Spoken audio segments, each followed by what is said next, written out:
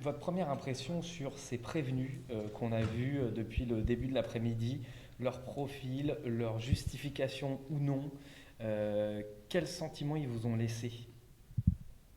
Je crois que ce sont des gens qui sont perdus.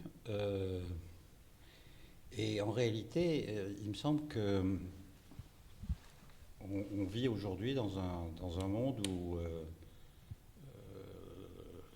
l'antisémitisme, le racisme se développe. Nous nous trouvons dans une situation où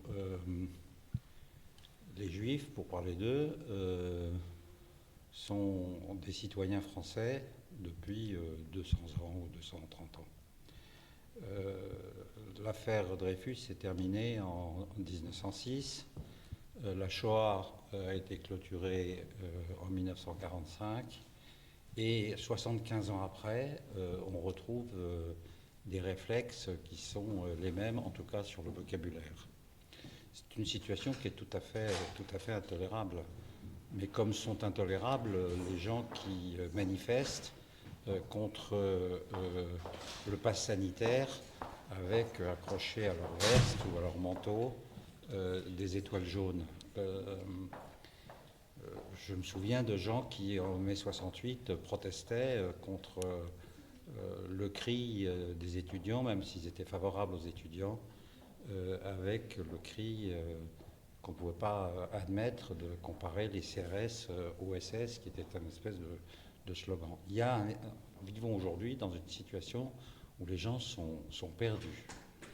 Alors, tout ça est assez alimenté par un certain nombre d'hommes politiques, de situations politiques, et je trouve qu'il y aurait beaucoup de pédagogie à faire en classe, ensuite chez les étudiants, et la situation sur le racisme est extraordinairement inquiétante. Alors évidemment, ce qui se passe en Afghanistan ou ce qui se passe dans d'autres pays, notamment africains ou au Moyen-Orient, ajoute à cela. Mais si vous regardez la manière dont les attentats du 13 novembre sont en ce moment jugés, les attentats sont de 2013, nous sommes en 2021. C'est une situation qui est tout à fait anormale. Je ne reproche rien à l'institution judiciaire de faire une instruction qui va durer 7 ans, 8 ans. On va plaider cette affaire maintenant pendant 8 mois. On aura ensuite l'appel, puis la cassation, peut-être ensuite un deuxième arrêt de cassation. Et la justice, aujourd'hui, est totalement en panne sur ces affaires. Maître, juste, je repose ma question. Sur les prévenus, juste revenons dans Sur l'enceinte. les prévenus dans cette affaire, Oui. la situation est absolument extravagante dans la mesure où on parle de gens où simplement ma cliente a dit en se présentant que l'origine de ses parents était éventuellement étranger. Mais l'origine, c'est une origine lointaine, car en réalité son père est né à Marseille, il est militaire, sa mère travaille et s'occupe de gens qui sont malades, et ces gens sont totalement français, et d'ailleurs nés en France. Vous dites que ces prévenus sont perdus.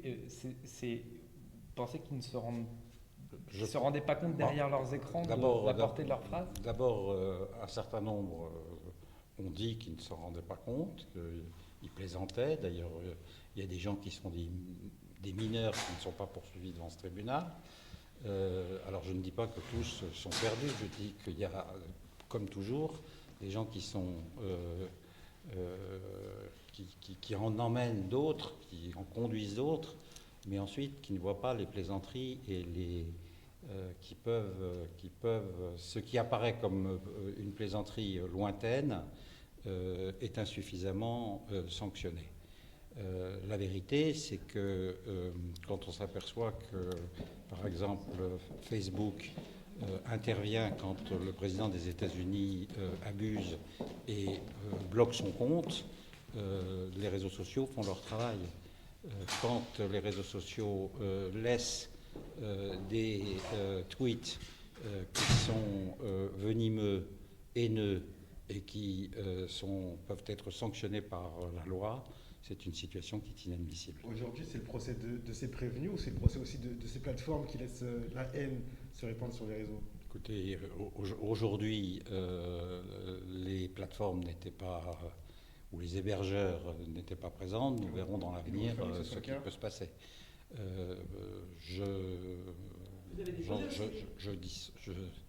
réglerai ce problème avec mes clientes et je vous promets que je vous dirai ce qu'il en est le moment venu.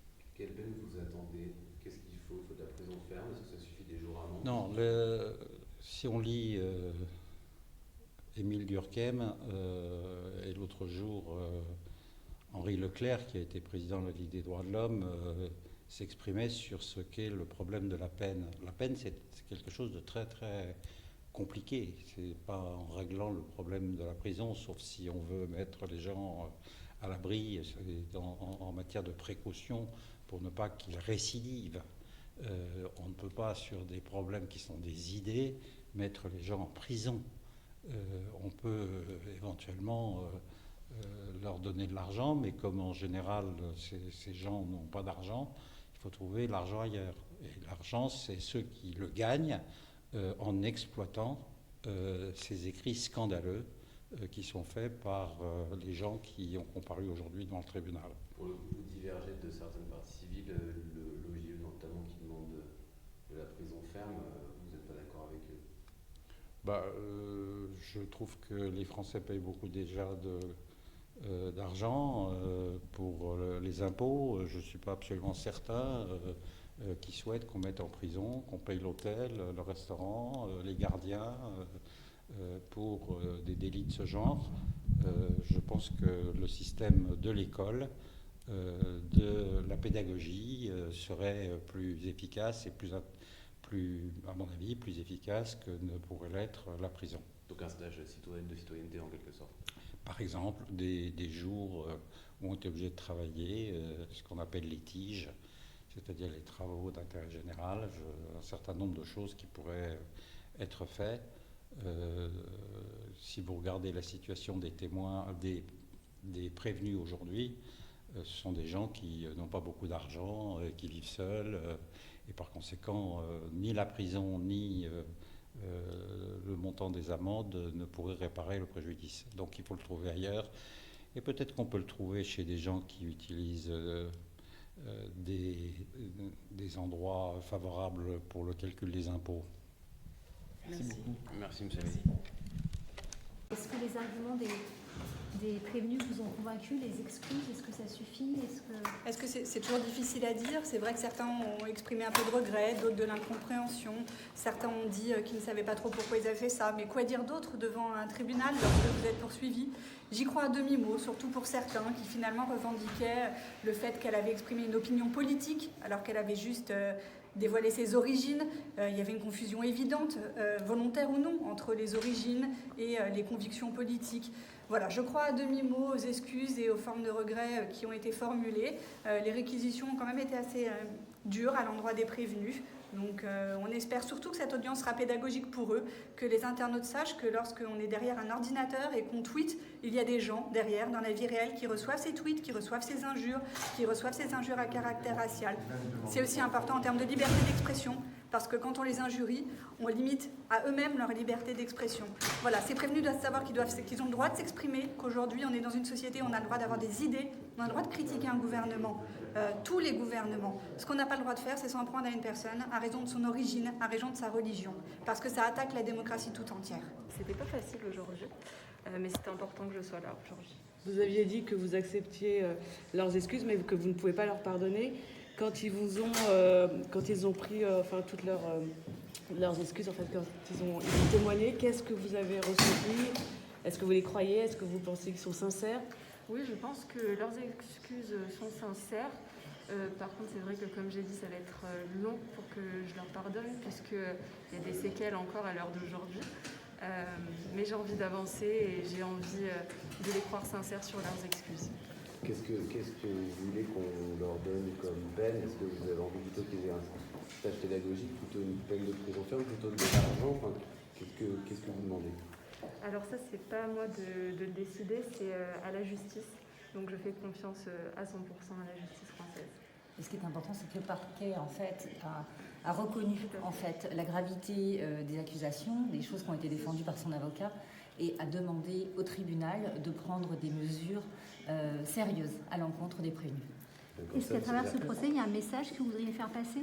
Bien sûr, le message principal, c'est bien sûr que toutes ces personnes qui se cachent derrière leurs écrans, derrière des comptes faux, arrêtent, puisque ça peut énormément blesser les personnes. Et comme je l'ai dit, à l'heure d'aujourd'hui, je suis encore blessée de ce qui s'est passé pendant l'aventure Miss France en décembre.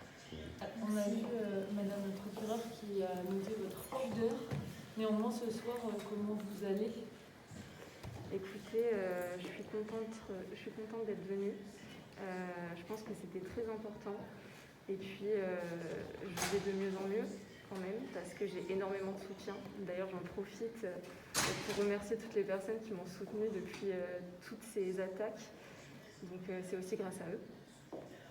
Et comme vous venez de le dire, c'est plus de 6 heures d'audience. Ça a été très éprouvant pour April. Donc, avec votre permission, on va lui permettre de sortir. C'était pas que pour vous, ce moment, c'était pour toutes les personnes qui subissent des attaques antisémites. Bien sûr, tout à fait.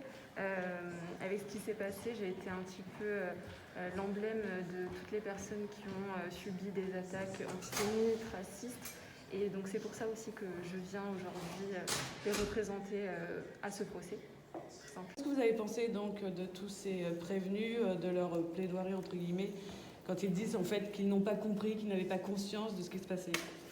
Ce sont des dossiers qui sont un petit peu exaspérants parce qu'on voit un déchaînement de haine, de racisme, d'antisémitisme. Et si on devait croire les prévenus, on penserait qu'il y a du racisme, mais il n'y a pas de raciste. Parce que chacun dit non, c'est pas moi, c'est les autres. C'était une blague, c'était du second degré. Je luttais pour telle ou telle chose. Eh bien, c'est faux.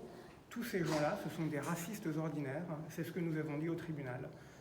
On a été frappé par le contraste entre la grande dignité de mademoiselle April Benayoun, qui est arrivée, qui n'était pas vindicative, qui a juste témoigné de ce qu'elle avait vécu, et d'autre part, de l'indignité des prévenus, qui, pour aucun d'entre eux, n'assume ce qu'il a fait.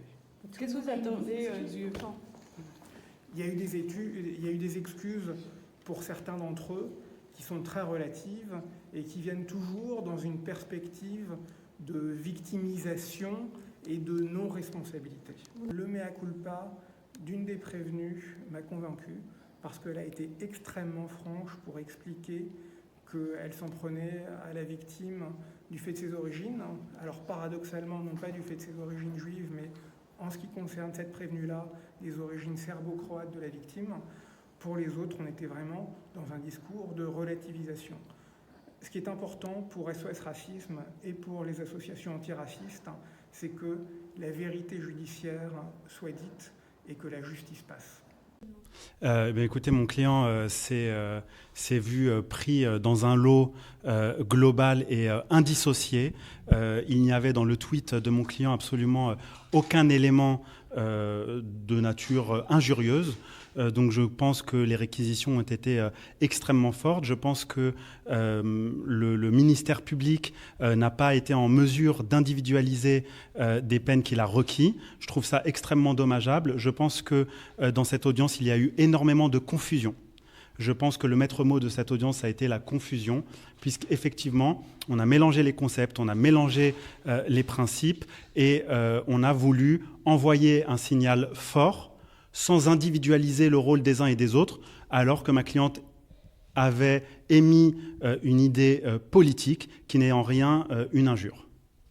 Évidemment, on a eu une pensée et je salue encore le courage d'April Benayoun qui a fait œuvre de courage dans toute cette journée et lors de sa soirée Miss France, qui doit avoir un goût amer pour elle aujourd'hui.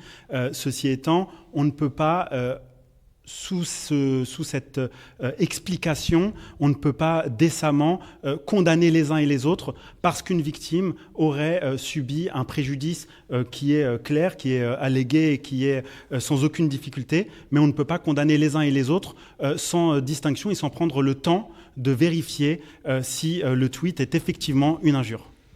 Alors, concernant ma cliente, il n'y a pas d'injure. C'est la raison pour laquelle j'ai demandé la relaxe et j'ai toute confiance en la 17e chambre correctionnelle pour s'extraire de cette pression journalistique, de cette pression sociétale et de cette pression politique, puisqu'il y a eu une déléguée interministérielle qui est venue aujourd'hui et j'ai bon espoir que la 17e chambre relaxe ma cliente. Si vous dites que c'est pas eu d'injure, pour vous, ça veut dire qu'il y a... C'est quoi son tweet ? C'était un tweet qui était dépourvu de toute injure et qui était simplement l'expression d'une idée politique. Elle n'a pas émis de regrets pendant cette audience? Alors, elle a émis des regrets immédiatement après la publication du tweet. Elle a émis des regrets en garde à vue et elle a réémis des regrets encore aujourd'hui à la barre. Elle a supprimé son tweet immédiatement si l'aspect équivoque de ce tweet pouvait ne pas être compris. Donc je ne vois pas bien ce que ma cliente aurait pu faire de plus. Il y avait quoi sur le tweet, maître, rappelez-vous? Eh bien, il y avait, c'était un tweet qui appelait au boycott et qui était qu'une idée politique et qui à aucun moment ne visait la dauphine April Benayoun, intuitu personnel. Et juste un dernier mot. Elle a expliqué que si son tweet avait été mal compris, avait été mal perçu, était équivoque, eh bien effectivement qu'elle s'excusait. Elle a d'abord retiré et supprimé son tweet. Elle a ensuite effectivement présenté des excuses et des regrets lors de son placement en garde à vue. Elle a enfin réexprimé des regrets et des excuses à la barre. Je crois qu'elle ne peut pas faire grand-chose de plus. Enfin, elle a dit que si c'était un autre pays comme l'Arabie Saoudite, elle l'aurait aussi fait. Et c'est effectivement une personne engagée, qui est engagée dans le respect des droits humains et qui a effectivement aussi bien dénoncé la politique d'Israël, la politique de l'Arabie Saoudite, la politique du Qatar et la politique de ceux qu'elle considère comme non respectueux des droits humains. Ça veut dire qu'elle ne va pas recommencer ? Ça veut dire qu'elle ne recommencera pas, ça veut dire qu'elle a supprimé son compte Twitter et ça veut dire que effectivement nous sommes dans une société où hélas exprimer une opinion en 140 caractères c'est impossible, voire difficile, voire impossible et donc effectivement elle a pris la leçon de cela et j'aurais aimé que la déléguée interministérielle nous explique un peu plus ce qu'elle compte faire pour éduquer la jeunesse, pour éduquer cette nouvelle génération qui est confrontée à des réseaux sociaux sans avoir les codes, sans avoir les règles du jeu et sans en connaître les risques. Et c'est ce que j'aurais voulu attendre du témoignage de la déléguée interministérielle qui n'a pas eu lieu aujourd'hui. Maître, vous parlez de rendre un jugement, encore une fois, au cas par cas, c'est-à-dire dissocier la gravité des tweets qui ont été publiés. D'une manière générale, vous considérez que les autres tweets qui ont été postés sont inadmissibles et là, pour le coup, racistes? Alors moi je ne suis pas l'avocat ni le procureur concernant les autres tweets. Ceci étant, concernant ma cliente, j'estime, et c'est la raison pour laquelle j'ai déposé des conclusions en fin de relax, que son tweet n'est effectivement pas une injure mais une opinion politique, l'expression d'une opinion politique. Merci.